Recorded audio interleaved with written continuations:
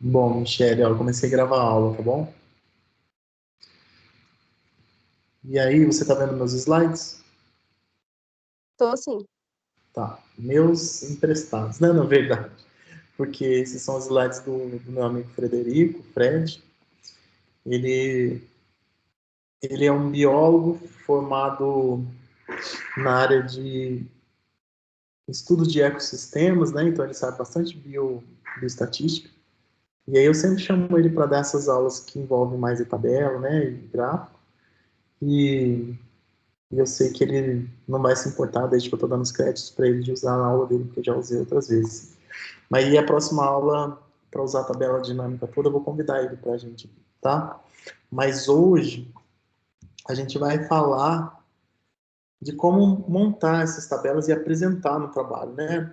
Vocês estão na fase de coletar dados, ou esperando o comitê de ética para responder, e logo vai coletar dados. E você vai precisar representar isso, né? Depois de trabalhar, interpretar os dados, vai ter que representar isso em gráficos ou tabelas. E a gente percebe que tem alguns errinhos ou algumas apresentações que fogem um pouco do escopo de que a gente espera, né? Dentro de uma formalidade de artigos e tal, e é o que a gente vai trabalhar aqui hoje. De forma geral, depois que você então faz isso, né? Pega o dado e transforma em tabela, a gente precisa seguir algumas regrinhas que é o que a gente vai falar hoje. Então, a primeira coisa é pegar seus dados e fazer um plot, né? Colocar isso lá no Excel. Eu vejo que algumas de vocês da residência multi já estão fazendo, e na residência médica provavelmente vão ter alguns trabalhos que vai precisar fazer isso também. Então, aqui está representando, né? As colunas, né? As informações, exemplos aleatórios. Depois que você faz o plot, coloca as informações no seu Excel, a gente sugere que você faça uma análise rápida só para ver se tem algum dado que destoa dos outros, tá? Porque você vai encontrar que existe uma linearidade. E se tiver algum dado destoando demais, você precisa identificar se esse dado ele faz sentido ou se ele precisa ser eliminado, né? Porque às vezes foi um erro de métrica, às vezes foi um erro de digitação. Então, ou se vale a pena mesmo, foi um caso isolado, e aí você vai e retira isso para poder ajudar na sua estatística. Então, isso precisa ser feito dentro de um critério, tá? Não é sair tirando os seus dados para poder ficar um dado mais bonito, não. É só uma questão de lógica e bom senso, tá? Então, primeira coisa é plotar e ver se tem algum dado destoando e analisar se esse destoamento faz um sentido para o seu estudo ou se ele precisa ser eliminado por algum tipo de erro. E aí você vai ter que decidir, igual eu falei, né, o que fazer. Se você considera ou se você exclui. O que pode estar relacionado com acontecimento de erros, né, na hora de analisar e de gerar as tabelas? Amostra pequena, então quanto menor for o número de sujeitos que você está avaliando, né, de pacientes, maior é a chance de você ter variabilidade das amostras, que são importantes erros, né? Então você precisa ter um N maior. Quanto maior o seu N, melhor. Você pode ter erros de medições, né? Então, às vezes você coloca um valor errado, ou às vezes você usa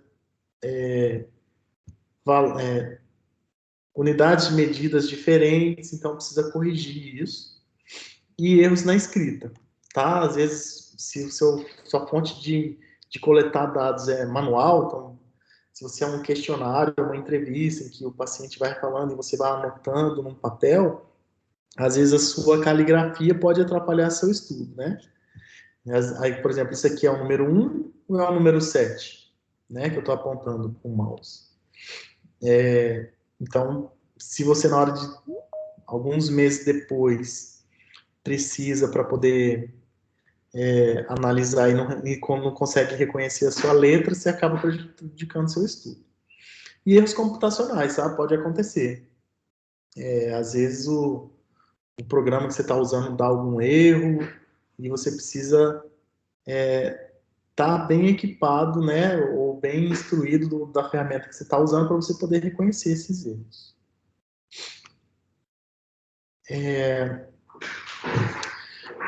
A maioria de quem vai ler um artigo, eu faço isso, tem um monte de colega, e isso tem até um estudo mostrando, que a maioria ele pula do texto e vai direto nas figuras e tabelas, né? Então, você, vou ver a primeira figura e tabela, porque se você tiver uma experiência de leitura e da sua área ainda, às vezes por ali você já consegue reconhecer. Então, por isso que você precisa fazer uma tabela bem feita, com o máximo de informação possível, em que o leitor, por si só, consiga chegar numa interpretação com menos informações do texto. Então, então tá certo isso? O máximo que você puder facilitar para o leitor, melhor é. Então, provavelmente ele vai na figura, ele vai na tabela, o máximo de informação ali ele vai conseguir uma interpretação, qualquer coisa a mais ele vai no texto. Então, a gente precisa de ter essas nuances. Então, a dica é sempre procure fazer uma tabela ou um gráfico, mas no caso a aula hoje é sobre tabela, que você consiga transmitir a informação que você quer simplesmente pela figura que ela tabela. Então, elas podem ser usadas para apresentar dados individuais de cada estudo, né? Ou para sumarizar dados. Então, aqui é um exemplo de dados individuais. Você tem um mês, você tem a chuva, a temperatura e aí uma coluna relacionando a outra, tá? Depois a gente vai discutir a questão do título, como é que fica a referência embaixo e tudo mais. Ou ela pode ser sumarizada igual esse exemplo aqui, ó, que você está analisando essa coluna, né, ou esse esporte, com dois tipos de situações, puro ou misto. Né? Então, aqui você consegue fazer uma tabela mista. Isso, então, é a forma de apresentar, tá, gente? Estou mostrando como que você pode formatar essa tabela. E como que você faz, esse é um erro que acontece muito. Às vezes eu vejo a pessoa que me manda, ela, na figura, ela pega e põe o título lá em cima. Quando é figura, o título é embaixo, tá, gente? No caso da tabela, que o título vem primeiro.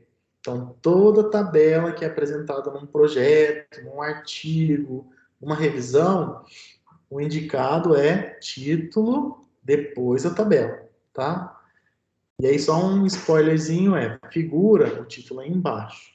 Então, lembrem disso.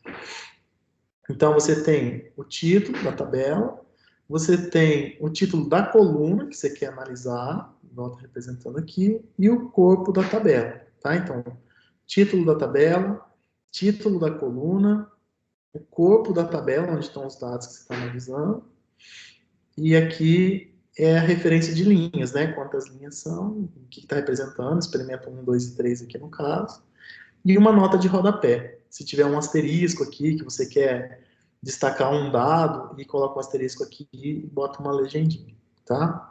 Então, essas são as partes de uma tabela. O título, em geral, sempre no topo, né? Por vezes a numeração é romana. As unidades de medida, ela precisa ser respeitada, tá? Então, você pode colocar... se você tiver, por exemplo, resultado de peso, aí for quilograma, você põe aqui no título da tabela, da coluna, e aí você vai... E essa unidade pode ser usada para todos, você pode só pôr aqui o quilos, onde está a minha seta.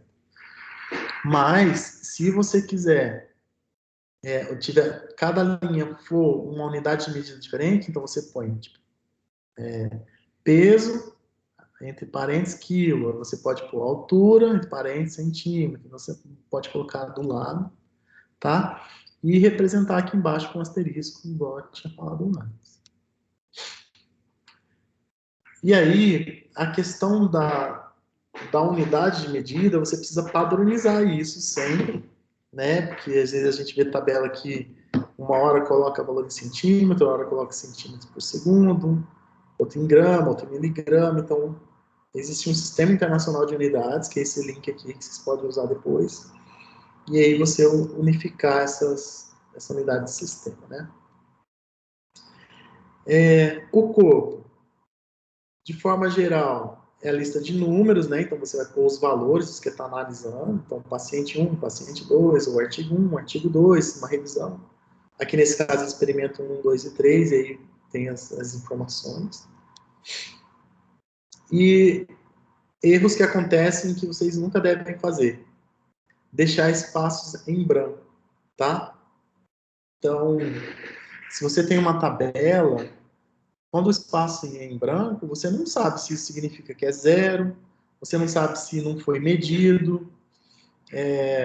Então, isso às vezes faz diferença na hora de a pessoa analisar. Então, o que é indicado? Se não foi medido, você coloca a sigla. Não medida, NM. Se não foi aplicado, coloque NA. Se não foi determinado, põe ND.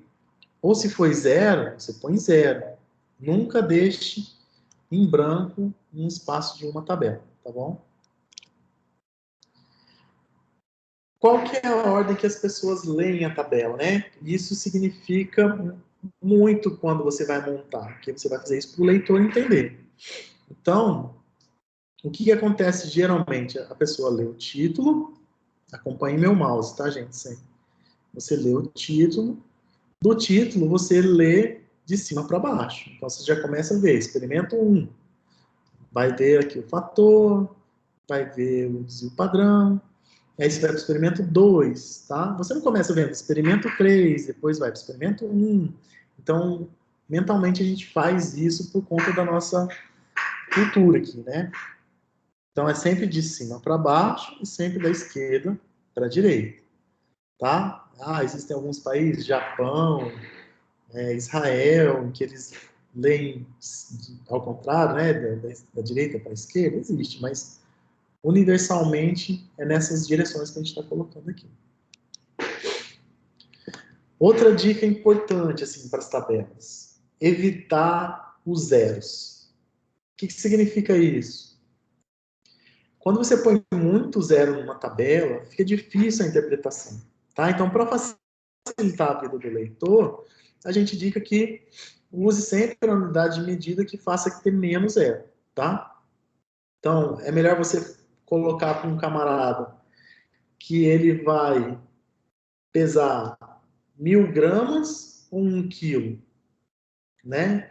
Então você vê ou você vai andar 5.000 metros ou 5 quilômetros. Então é muito melhor você colocar o 5K do que KM do que 5.000. E vou dar um exemplo aqui para vocês verem como é melhor na hora de visualizar, tá? Então, ó, em vez de 12.138 asas observadas numa lagoa, por que não simplesmente colocar 12? Né? Então, na coluna, você indica lá no título que é, entre parênteses, 1.000, e aí coloca 12. Então, não é muito melhor você olhar para uma coluna onde tem 12, 46, 179, do que, e comparar entre um e outro, do que 12.138 comparar com 45.863, que você ainda compara com 178.565. Então, você entendeu? É muito mais custoso para a pessoa comparar aqui do que aqui nessa coluna. Então, evitem os zeros. E aí pode ser pior até. Ó. Olha só uma incongruência aqui. Ó. O número de casas decimais pode não fazer sentido. Né?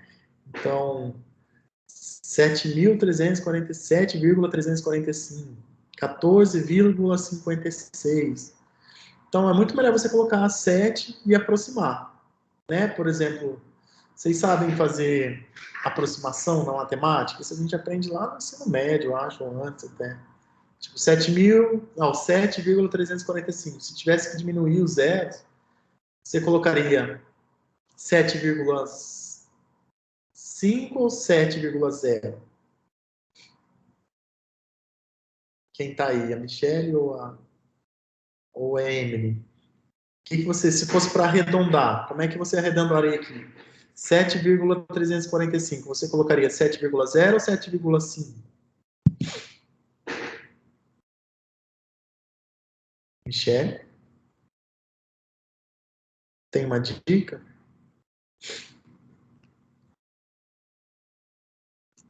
Meninas, vocês estão aí? Sim. Ah, você não quer arriscar? O que você colocaria para arredondar aqui, nesse caso? Pode. Não paga, não, se errar. Não. É de graça.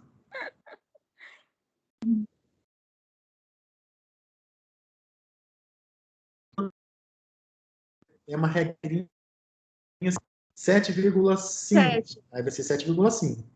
7,4. Aí você arredonda para 7,0. Se for 7,6, aí você arredonda para 8. Entendeu? Sempre do 0,5 para cima, você arredonda para cima. Do 0,5 para baixo, você arredonda para baixo. Entendeu?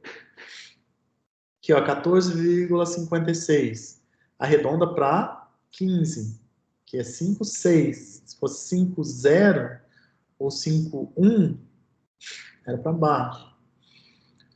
E aí vai, tá? E aí, não dá para você comparar também numa tabela 8,38 comparar com 45. Então, assim, ou é 8,38 comparado com 45, alguma coisa, ou você compara o 8 com 45, entendeu? Então, não dá para você colocar a casa decimal numa linha e colocar uma sem casa decimal na outra.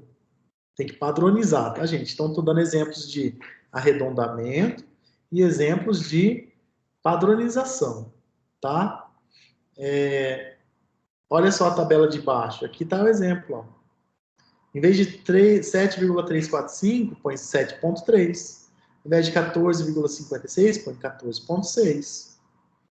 234,75, coloca 235. Mas ainda aqui deu errado, tá vendo? Precisa ter uma casa decimal aqui, 0,0 para ficar igual, para padronizar.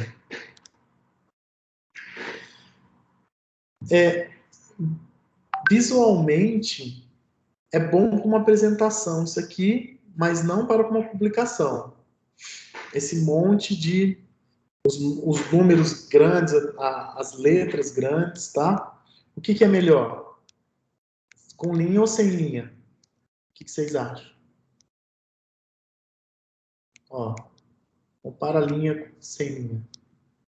Muito melhor sem linha, né? Quando você põe linha, a pessoa fica visualmente embaralhada. Sem linha fica melhor, tá? Então, considerações finais do que a gente está falando, tá? Não tem por que colocar todos os seus dados na tabela, tá? Então, você está analisando 5.000 pacientes. Como é que você vai colocar isso numa tabela? Né? Você vai precisar enxugar isso e fazer virar um dado. Evite usar sistemas automáticos de criação de tabela. Então, quando você entra no PowerPoint ou você entra no Word, e aí você vai lá e cria uma tabela. Não. Vá no Excel, faça a tabelinha no Excel, depois você copia para esses outros arquivos, tá? Faz manualmente. Fica feio, mas escreva a tabela com 2 espaços, tá? Então, tá vendo? Ó, aqui não tem espaço entre uma linha e outra, e nem entre uma coluna e outra. O que a gente faz é colocar uma coluna a mais aqui e encurtar ela, fazer menor, e a mesma coisa entre uma linha e outra, tá? Para ficar visualmente melhor. Então, olha só esse tipo de gráfico agora. A gente falou de tabelas até lá em cima, e agora vamos ver um gráfico. Você olhando esse gráfico, não fica meio confuso esse monte de linha com desvio padrão grande e tal?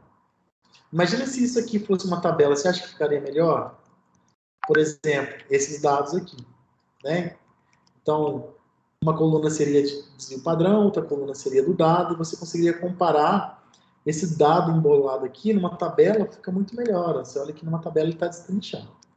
Então, quando você tiver dado, tiver que representar ele, tiver que escolher entre ser uma gráfica e uma tabela, é muito melhor você plotar um gráfico e ver se ficou muito embolado e fizer um sentido colocar, faça uma tabela, que você abre os dados, né? E, então, as figuras e tabelas devem conter informação suficiente para serem lidas e percebidas sem ser necessário ir ao texto, tá? É aquilo que eu falei lá no início. A figura ou a tabela, por si só, ela tem que estar suficiente para o leitor interpretar. Se ele quiser algo mais detalhado, ele vai no texto, tá? E aí, se você vai usar aquela tabela ou aquela figura, você tem que perguntar para si mesmo, né? Qual que é o propósito disso? Eu mostro ou eu não mostro? Porque às vezes, quando vocês estiverem analisando os dados de vocês, vai gerar tipo umas 10 tabelas, 15 tabelas. Aí, quando você vai publicar, só pode publicar um gráfico e uma tabela. Aí você tem que decidir o que você mostra ou não mostra como gráfico ou como tabela, tá? Agora vamos entrar nos gráficos. Olha só, fundo escuro com linha, a barra sendo apresentada aqui com uma cor roxa, um espaçamento entre as barras. Se você comparar, parece que ele está meio esticado horizontalmente, tá vendo? São várias dicas que a gente elimina daqui. Olha só um exemplo, sem o fundo escuro, sem as linhas, as barras um pouco mais grossas diminuindo o espaço entre elas, tirando as cores e você diminuindo aquele esticamento. Olha só como ficou muito melhor, esteticamente fica melhor. Então esse é um exemplo, tá, gente? Diminua as cores. Ah, quiser colocar cor na barra? Eu colocaria no máximo cor nessas barras aqui. Mas eu colocaria ou preto, ou cinza, ou um azul marinho, mais fluorescente que nunca, tá?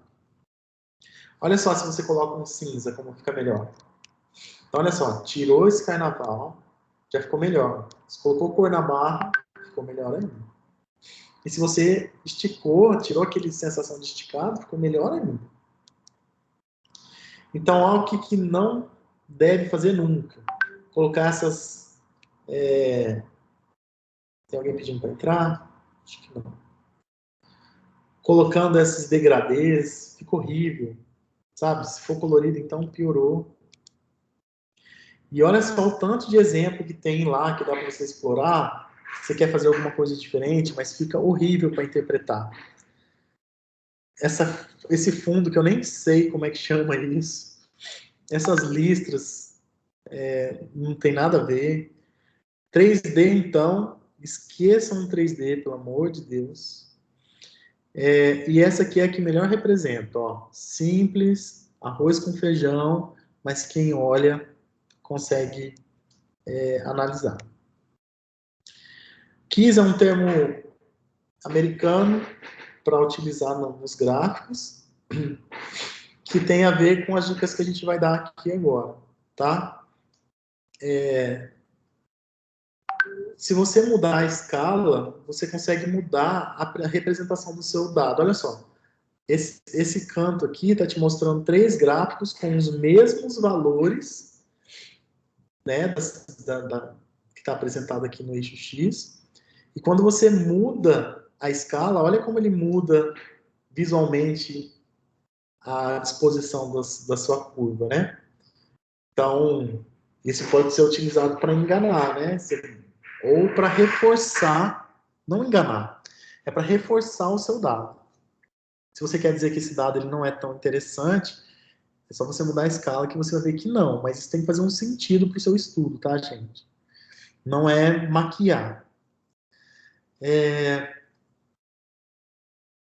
E olha isso aqui, ó, sempre os mesmos símbolos. Então, se você tem 5 gráficos no seu artigo e você usou para controle a bolinha preta e sempre usou o teste a bolinha branca, padronize isso para todos os outros gráficos para o controle e para o teste, tá? Não fique mudando. Um gráfico eu faço controle bolinha preta, no outro gráfico eu faço a bolinha branca controle. Não. Padronizem, tá, gente? O gráfico de barras para variáveis descontínuas é melhor, e o de linha para variáveis contínuas. O que é contínuo? Você está analisando o dia 0, 5, 10, 15, 20, ou seja, o mesmo dado, você foi vendo a variação ao longo dos dias. Então, isso é contínuo. Então, vale a pena você colocar no gráfico com uma linha, tá? Agora, gráfico de barras são para situações descontínuas. Por exemplo, estou comparando o COVID, do não COVID, do tratado com uma medicação tal, do intubado. Então, uma coisa não está... É um dado isolado, né? Você está olhando, é melhor colocar numa barra. Então, contínuo você usa linha, descontínuo você usa barra. As escalas, tá? É muito importante você escolher um padrão nas escalas também. Para aparecer 1, 2, 3 e 4, ou 2, 4, 6 e 8, ou 5, 10, 15 e 20, sempre num valor padrão entre um número e outro, tá? O que você não pode fazer é 7, 14, 21. Entre 7 e 14 tem uma distância, de 14 e 21 tem outra. Não é legal assim. Faça números pares, ou entre 5 e 5, 2 e 2, que é mais usual, assim. E gráfico de pizza. Eu vejo muita a galera apresentar gráfico de pizza. E aí, o erro mais comum é o pessoal apresentar 15, 20 categorias numa pizza. Aí fica várias fatiazinhas, às vezes uma que a gente nem enxerga direito. Por exemplo, aqui, ó, aqui tem uma fatiazinha que a gente não enxerga. Então, se tiver mais de 5 categorias, o indicado é fazer uma tabela ou um gráfico de barras, tá? Se tiver menos que 5, você consegue representar num gráfico de pizza de um jeito que a pessoa consiga avaliar. Então, vão guardando essas dicas para quando vocês forem representar os dados de vocês, tá, gente? Sobre a legenda de gráficos. A legenda de gráficos é sempre abaixo do gráfico, lembra? Legenda de tabela é sempre acima da tabela, e a legenda do gráfico é sempre abaixo, tá? A figura, a numeração sempre representa, né? A ilustração, tipo, figura 1, 2, 3, 4, 5. Uma única frase para dizer que a figura representa. Por exemplo, gráfico da análise do perfil do paciente COVID. Aí isso é uma frase para representar o que é aquilo. Ou aqui, ó, experimento 3. E aí você vai detalhar depois na legenda, tá? Indicar qual que é a medida, se é desvio padrão, se é máximo mínimo, tá? Tudo isso depois o Fred ajuda a gente. E indicar o que são esses símbolos aqui na legenda. O que significa a bolinha preta? Aqui no caso só tem bolinha preta, né? Mas tivesse bolinha preta e branca. O que a achurada preta significa? O que a bolinha branca representa? O que significa A5, C5, CL? Tudo tem que estar explicado aqui na legenda. Tá? E o que a gente tinha para falar hoje sobre tabelas e figuras é isso. São dicas que vai ajudar vocês a representar os dados depois. Foi tudo baseado em experiência, em que o Frederico tem, e tudo que ele coloca eu concordo, porque isso é o que a comunidade científica faz na hora de publicar um artigo. Se você entrar nas instruções de autores das revistas, a maioria vai estar de encontro com o que a gente falou aqui na aula. Eu espero ter representado o Fred aqui na aula, porque ele domina um pouco mais a parte de tabelas do que eu, mas a minha experiência com tudo isso também me dá uma certa segurança. E então, Michelle e Emily, se vocês tiverem alguma dúvida, vocês podem me perguntar agora. E eu vou parar de gravar, porque caso vocês não queiram que fique disponível lá as suas perguntas. Mas depois o pessoal pode me perguntando no AVA também, tá bom?